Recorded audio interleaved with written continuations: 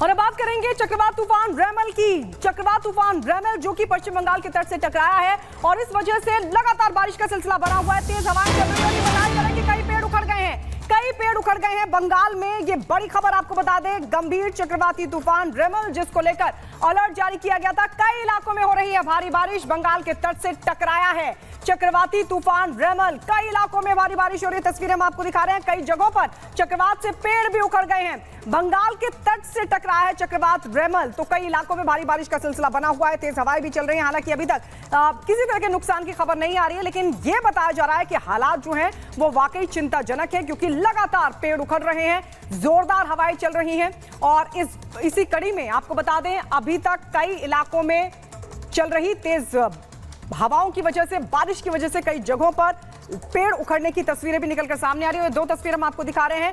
रेमल ने दस्तक दे दी है, चक्रवात का जो असर है वो भी साफ तौर पर दिखाई दे रहा है। पश्चिम बंगाल के जो तटीय इलाके हैं, खासकर वहां पर लगातार बारिश हो रही है, तेज बारिश हो रही है। और ऐसे में सागर में भी हलचल तेज हो गई। आप देखिए, बांग्लादेश और पश्चिम बंगाल के तटों को लगातार ये क्रॉस कर रहा है चक्रवात तूफान, और जो तटीय इलाके हैं उनका सीधा असर साफ तौर पर पश्चिम बंगाल के तटीय इलाकों में दिखाई दे रहा है। और इसी कड़ी में आपको बता दें, राहत की बात है कि चक्रवात धीरे धीरे हो रहा है कमजोर। इसी पर रिपोर्ट आपको दिखाते हैं।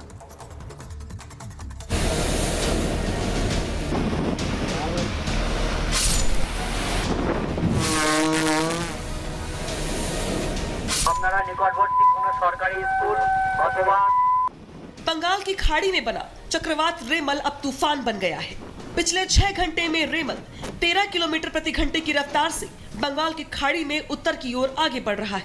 रेमल तूफान जब बंगाल के तट से टकराएगा तो उसकी रफ्तार करीब 135 किलोमीटर प्रति घंटे की होगी। लैंडफॉल के वक्त बंगाल की खाड़ी में 1.5 मीटर लहरें उठ सकती हैं, जिससे बंगाल और बांग्लादेश के निचले इलाकों में पानी भरने की आशंका है। बंगाल की उत्तरी खाड़ी के ऊपर गंभीर चक्रवाती तूफान जिसका नाम है रेमल पिछले 6 घंटों के दौरान 13 किलोमीटर प्रति घंटे की गति के साथ लगभग उत्तर की ओर बढ़ गया है। तूफान की तबाही की आशंका को देखते हुए गृह मंत्रालय ने भी अलर्ट जारी किया है। मछुआरों को समुद्र में न जाने की सलाह दी गई है। एनडीआरएफ की 20 टीमें भी तैनात कर दी गई है और 5 अतिरिक्त टीमों को स्टैंड बाय पर रखा गया है। जहाजों और विमानों के साथ सेना, नौसेना और साथ ही साथ कोस्ट गार्ड टीम भी इमरजेंसी के लिए मुस्तैद की गई है। कोलकाता के नेताजी सुभाष चंद्र बोस एयरपोर्ट को अगले 36 घंटे के लिए बंद कर दिया गया है। इसके चलते 394 फ्लाइट्स कैंसिल कर दी गई है। बंगाल में 1,10,000 लोगों को सुरक्षित जगहों पर पहुंचाया गया है। इसके अलावा राज्य सरकार ने लगभग 5.5 लाख तिरपाल वितरित किए हैं। प्रभावित लोगों के लिए खाने पीने की व्यवस्था भी की गई है।